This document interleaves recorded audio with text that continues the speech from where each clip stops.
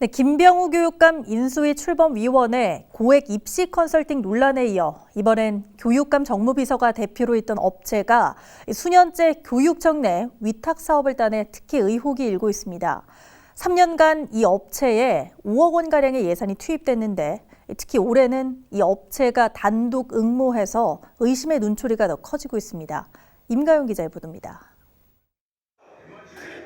지난 2014년 교육감 선거 캠프에서 부대변인을 맡은 뒤 이듬해 하반기부터 3년째 계산교육지원청 진로체험지원센터를 위탁 운영한 사회적 기업 세움 대표 민모 씨. 지난해 9월 민 씨가 도교육청 별정직 6급 정무비서로 입성할 당시에도 그를 둘러싼 논란은 적지 않았습니다. 교육청 위탁업체 대표에게 보좌진 업무를 맡긴다는 것 자체가 적절치 않다는 비판 여론이 제기된 것. 민 씨는 보좌진 임명 직전인 2018년 8월까지 세움 대표를 맡다 그 이후 대표직을 후배에게 넘겼지만 그를 둘러싼 논란은 아직도 현재 진행형입니다. 민 씨가 대표직을 넘긴 후에도 도교육청 특정 사업을 모두 세움이 맡고 있기 때문입니다. 도교육청은 세월호 이후 학교 안전교육의 필요성을 느껴 학교에 전문 강사 등을 파견하는 학교 안전교육지원센터 운영 위탁 사업을 하고 있습니다.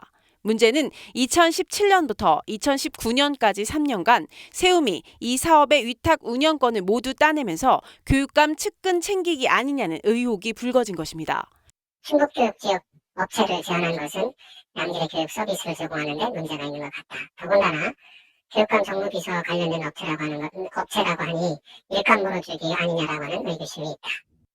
2017년과 2018년 사업 수주 당시 세움 대표가 민 씨였고 2018년 9월 1일자 보좌진으로 임명된 후에도 위탁 운영권은 여전히 세움에게 돌아갔습니다.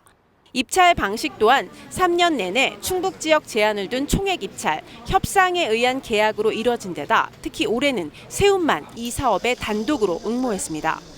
세움이 일선 학교의 생활교통, 재난, 안전교육 등을 시행해 받는 예산은 1년에 1억 6,500만 원, 지금까지 4억 9,500만 원입니다. 이뿐만이 아닙니다. 최근 기관 홈페이지에 공고 없이 밴드에 먼저 공고를 내 논란을 빚은 청주 행복교육지구 마을선생님 소양과정 사업도 세움이 도맡아 4천여만 원의 예산을 받고 있습니다.